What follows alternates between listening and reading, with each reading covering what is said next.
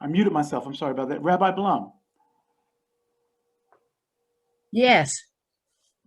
So outside of the having people together for meals,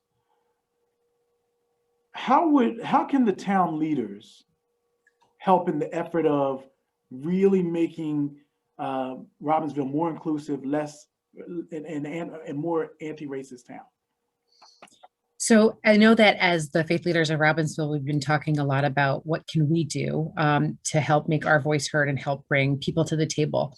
And we had what I thought was a really powerful town hall meeting on Zoom over the summer.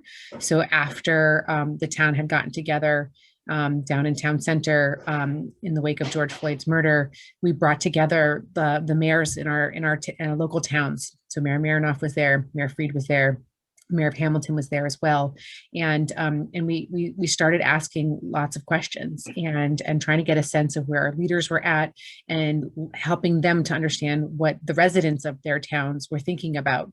The hope is that we'll also get our new superintendent in the Zoom room to have a conversation about how do we educate our youth and how are we supporting our youth in this, and what kind of educational initiatives are there in our school system, so that we can, start from the very beginning to give them the language of anti-racism. And I'm so grateful that we're coming together tonight and hope we have more forums like this. The more that we talk about it, not only from the pulpit, but also with our elected officials in public forums and asking hard questions, I think will help us to really start to move the needle. Thank you, Rabbi Blum. Adina. I'm sorry, Delia. Apologize. Yes. Delia, same question. How can leadership impact making Robbinsville a more anti-racist community? It's interesting. The more I hear it, I'm thinking, more diversity in the school systems. I want to be reflected in the school systems. Maybe even in the Democratic Party.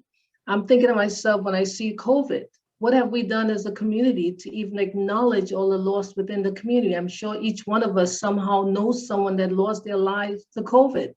Have we even acknowledged as a community, what's happening? Are we volunteering to help make sure vaccines are coming in? We may not be affected, others may not be affected, but at the end of the day, it has changed all our lives.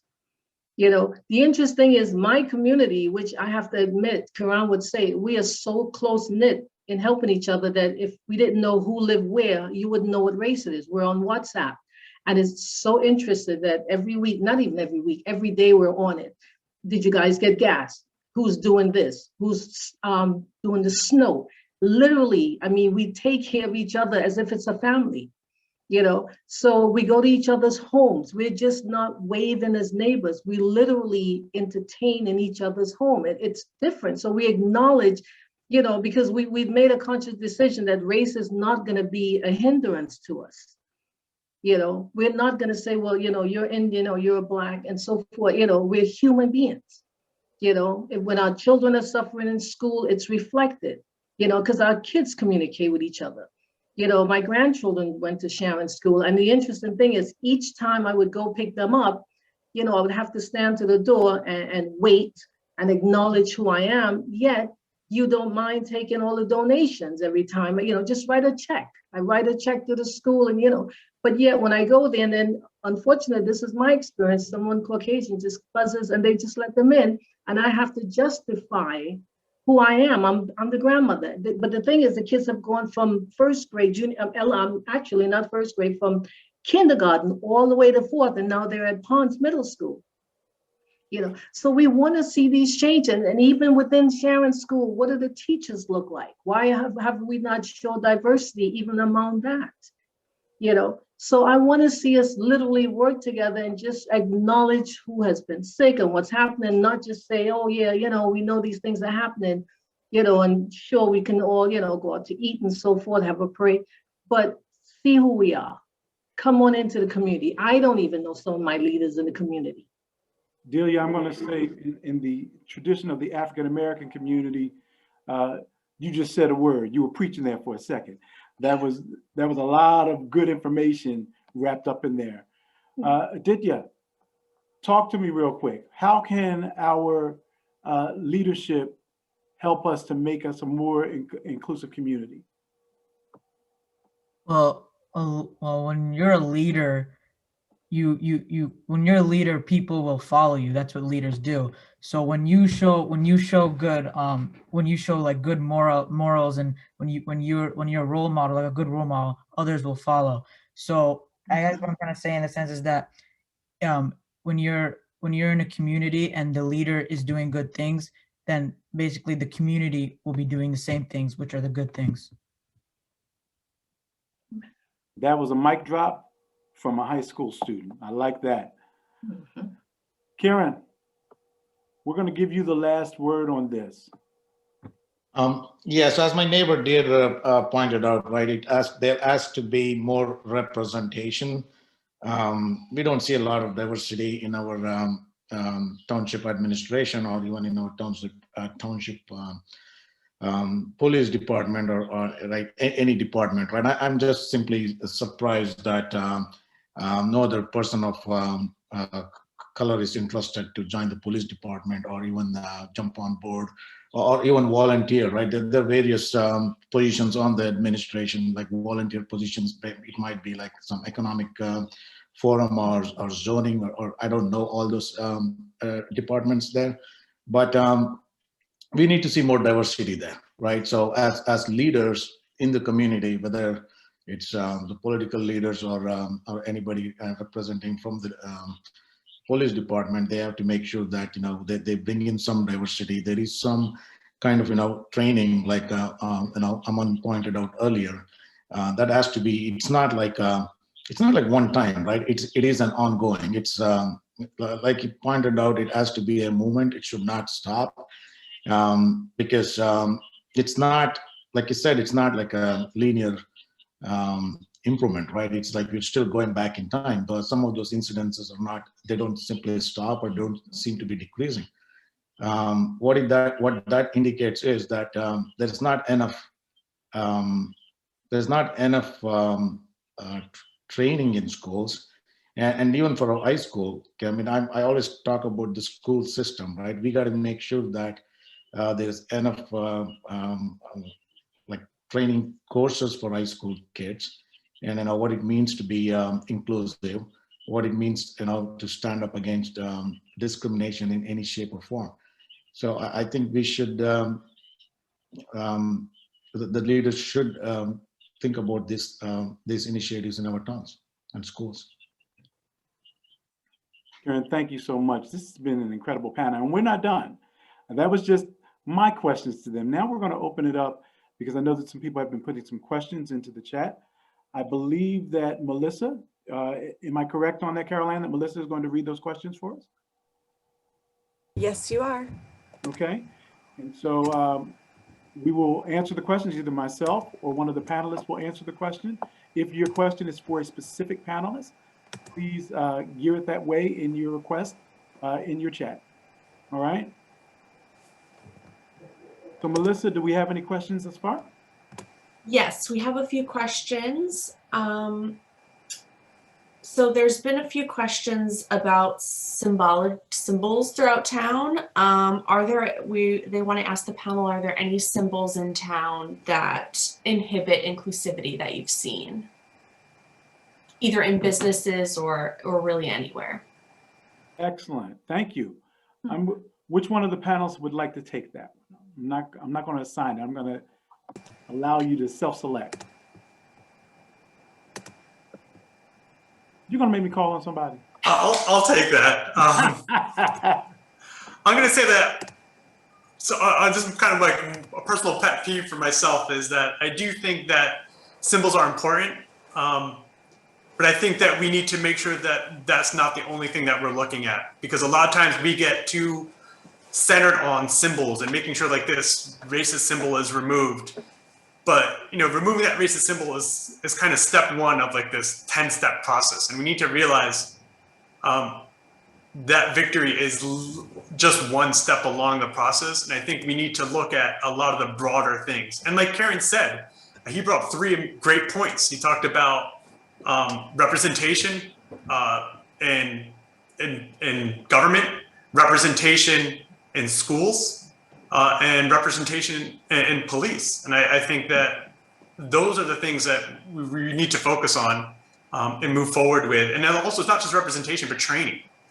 I think that, and I'm just going to add a few points to what he said as well. I think that there's definite places that we can advance there.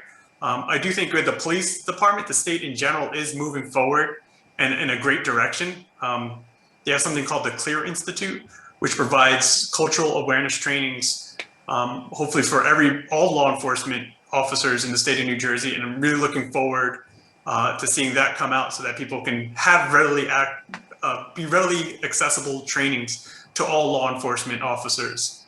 And just to give you guys an idea also, talking about minorities in police departments and the military, I know a lot of people don't know, but Sikhs cannot serve in the military or most police departments because they're required to take off their turban or remove their turban. Sikhs in general have had a history of military service throughout the entire world and so many other countries with specific Sikh regiments. But in the US, in almost every single branch, Sikhs cannot serve. The Army recently allowed some individual waivers, but that's the reality of where we are right now when we want to talk about serving. If you can't get your foot in the door, you can't expect to have representation. Well, even if you can get your foot in the door, Aman, and that was a great point, right? So there's a difference between diversity and inclusivity, right? And so what we were talking about in terms of representation, that's diversity. Diversity means that you invite me to the party, but inclusion means that when I get to the party, you ask me to dance, right? Don't let me sit on the wall. And so if we really want to be inclusive in that way, right? Then there needs to be policy written that says that Sikhs don't have to remove their turbans if they are going to serve. Right? We need to be able to talk about those things. I served on the Human Relations Committee in Hamilton when they were having some issues, and they went out and recruited a lot of African American teachers. The problem was they didn't create a program that made them feel inclusive when they got there. So they had African American teachers, but they still felt like they were on the island. And so we have to talk about being diverse and inclusive. We have to make sure that we're doing that. And also, it's not a button. It's not like you can press a button and all of a sudden you're going to have minority police officers, minority teachers. Like if you have generations of these people being excluded from these fields, you can't just say, now we're going to allow them in and expect everybody to say, hey, that's the career choice I want to take. They haven't been trained to do those things. They haven't had the culture where that is an option for them. And you see that in the talent pool. And I think we need to start at a granular level, like start with education. And that's where we start the groundwork so that we can have that ability to match our thoughts with our actions. Rabbi Blum, the same question. Have you seen any symbols around the town that are impacting the level of inclusivity in the town? So I'll give you an example that is really recent for me and something that I'm struggling with, as I have a really close relationship, definitely with the chief of police in West Windsor, and through my activities with those local interfaith groups. But the what is now often referred to as the Blue Lives flag, Blue Lives Matter flag, also known as the thin blue line, which I'm learning now is a symbol that has been around for about a century and has a history that is very noteworthy and positive. But how we have to ask ourselves, how has that symbol changed in the last 5 years as we've seen the Blue Lives Matter movement grow in response to Black Lives Matter? And so I'm having uncomfortable conversations literally as we speak about what does it say when we wave that flag. There are folks who may feel a sense of pride and honor when they see that flag, but then are there going to be others who are feeling excluded or even maybe attacked and on the outs? And so that's something I've seen in many of our towns locally. And so I'm starting to really think about what, is there a way that we can convey the positive meanings of that symbol, but use something that feels more positive for all? Love the way you put that. And it doesn't have to be in either or, it can be a both and, right? As long as we have that discussion in a declarative way that is really, really inclusive. And your blue lives can matter. And like I said, I have relatives that are police officers, but Black lives have to be able to matter as well. And when people say all lives matter, if Black lives don't matter, then all lives don't matter, right? Because we're part of the all. So we have to be able to have those discussions and make sure that we're having them with clarity. We're going to go to another question, Melissa. Sure. So we had a question from someone who said that their children are talking about different experiences of intolerance in the Robbinsville schools, and that they find it actually hard to speak up, the kids do, when they feel outnumbered. This person wants some suggestions from the panel on how parents can assist their kids in changing the culture in our schools. There was also a question that would go with this one too, which is that the schools do have policies on harassment, intimidation, and bullying, but are those sufficient? And then I guess, what could parents do to, help their kids speak up a little bit more and change that culture? So before I go to the rest of the panel, I'm going to our resident expert, Aditya, right? He's already there in the schools.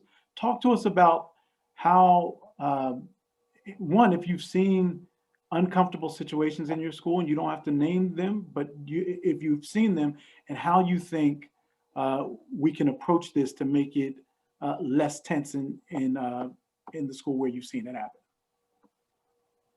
I'm sorry, could you repeat the gist of what your question was? So have there been any issues in terms of inclusivity or that have made students feel uncomfortable, where they've seen things, but they didn't want to say anything because they were a little uncomfortable saying something about? Well, this year I was virtual, so I didn't really go to school. So like this year it's a little different because of COVID. So not many. The sociality of like everything is kind of different. But like last year when we were in school, there were some kids who were like it wasn't necessarily like there was racial abuse. It was almost like the kids that were like shy, they didn't like project out like, hey, maybe you shouldn't say, like I at least I didn't really see much of that, but like I'm sure there was, is that I wasn't near it or like was there to see it. Okay, well, I appreciate that, and I'd like for you to be on the lookout, right? If there are parents that are saying that their children are saying something about it, let's get an opportunity to kind of really open your eyes and take a look around your schools and see if that's something that's happening. And because the leader that you are, I know that you're going to take action. You're not just going to let it happen. Delia, same question. How do we change that? I'm thinking to myself, it would make it easier if the curriculum had somehow reflect, more diversity.